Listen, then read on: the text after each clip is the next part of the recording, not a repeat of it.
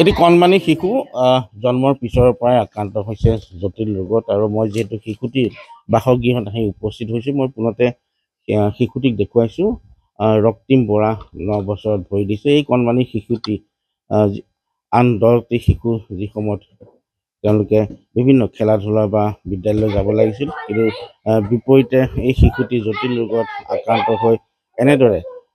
ঘৰতে চিকিৎসাধীন হৈ থাকিবলগীয়া হৈছে মই কেমেৰা সহযোগী দেখুৱাইছে শিশুটিৰ লগতে যেহেতু পিতৃ মাতৃ আছে মই মাতৃ কাষলৈকে পুনতে আহিব বিচাৰিছোঁ জন্মৰ পিছৰ পৰাই নহয় জানো জন্ম হোৱা 5 দিনৰ দিনাখনৰ পৰা তাৰ প্ৰথম তাৰ গাৰ পানীটো শুকাই গৈছিলে এতিয়া যেতিয়া তাই ECG কৰিছিলে EEG তেতিয়া গম পাইছে তাৰ মৃগী আছে বুলি 4 বছৰ ট্ৰিটমেণ্ট কৰিলোঁ তেতিয়া তথাপিও সি মানে সুস্থ নহ'লে তাৰপিছত তেতিয়া আমি চেন্নাই 2021 চেন্নাইলৈ গৈছিলোঁ তেতিয়া গম পাইছোঁ তাৰ মূৰৰ সি জন্ম হওঁতে সি কষ্ট পালে তাৰ মূৰৰ ব্ৰেইনৰ পিছফালে দাগ পৰি গ'ল আৰু তাৰ 3ডাল নাৰ্ভছ ডেমেজ হৈ গ'ল তেওঁলোকে তেনেকৈ কৈছে এতিয়া মানে সেইটো কাৰণে মানে এতিয়া আকৌ লৈ যাব কৈছে চিকিৎসকে কি পৰামৰ্শ দিছে এতিয়া চিকিৎসকে কৈছে যে তাক অস্ত্ৰোপচাৰ কৰিব লগা হ'ব পাৰে নিশ্চিতভাৱে শিশুটিৰ চিকিৎসাৰ ক্ষেত্ৰত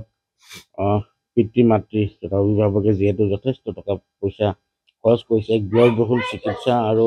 এটা সৰু ব্যক্তিগত ফাৰ্মত কাম কৰে তেওঁৰ পিতৃয়ে মই পিতৃ কাষলৈ আহিব বিচাৰিছোঁ কিমান টকা এতিয়ালৈকে খৰচ হ'ল তেওঁ মোৰ 9 বছৰ মানে জন্মৰ পৰা ধৰি 9 বছৰ চলি আছে তেওঁ মোটামুটি মই 16 লাখ টকা খৰচা কৰিলোঁ মানে তোৰ পৰা ধাৰ ধুৰ কৰি তাৰ ভিতৰত এতিয়াও মোৰ 5 লাখ টকা মই মানুহক ঘূৰাবলৈ আছে আৰু তাৰ এতিয়া চিকিৎসাৰ নামতে গৈছে আৰু মই যিখিনি ধৰ ইনকাম কৰোঁ মান্থলি হেৰি কৰোঁ সেইখিনিও মই তাৰ নামতে মানে খৰচা কৰিবলগীয়া হয় নিশ্চিতভাৱে পিতৃ মাতৃ সৰ্বশান্ত হৈ পৰিছে কিয়নো এক ব্যয়বহুল চিকিৎসা আৰু আগন্তুক দিনত যিহেতু চিকিৎসকে পৰামৰ্শ দিছে যে বহিঃৰাজ্যত উন্নত চিকিৎসালয়ত তেওঁ যিহেতু জটিল অস্ত্ৰোপচাৰ বা অন্যান্য যিসমূহ চিকিৎসা সেয়া কৰিব লাগিব কিন্তু সেই ক্ষেত্ৰত দেখা পোৱা গৈছে পৰিয়ালটো এতিয়া সৰ্বশান্ত যিহেতু তেওঁলোকৰ হাতত এতিয়া টকা পইচা বুলিবলৈ নাই গতিকে আপুনি কিবা আহ্বান জনাব নেকি তাৰমানে এতিয়া সেই আপোনাৰ চেৰিবেল পলচি নামৰ যোনটো ৰোগত আক্ৰান্ত হৈ আছে মানে মিৰ্গী বেমাৰ বুলিও ক'ব পাৰি মানে এপিলেপসি প্ৰব্লেম প্লাছ আপোনাৰ তাৰ যোনটো ব্ৰেইনৰ নাৰ্ভবোৰ ডেমেজ হৈছে 3ডাল তাৰ কাৰণে চকুৰেও কম দেখিব লৈছে এতিয়া মুখ চাব হ'লেও মানে ওচৰত আহি পেলাই চাবলগীয়া হয় সন্মুখত কিবা এটা পৰি থাকিলেও ধৰক দেখি নাপায় খুন্দা মাৰি দিয়েগৈ কি আহ্বান জনাব আহ্বান এইটোৱে জনাইছোঁ অসমবাসী ৰাইজলৈ আৰু মাননীয় মুখ্যমন্ত্ৰী মহোদয়লৈ যে মোৰ তাৰ উন্নত চিকিৎসাৰ বাবে যিখিনি হেৰি হয় তাৰ বাবে অকণ সহায় কৰে আৰু তাক যাতে সুস্থ কৰি মই আনিব পাৰোঁ বাহিৰত নি পেলাই তাৰ বাবে মোক অকণমান সহায় কৰে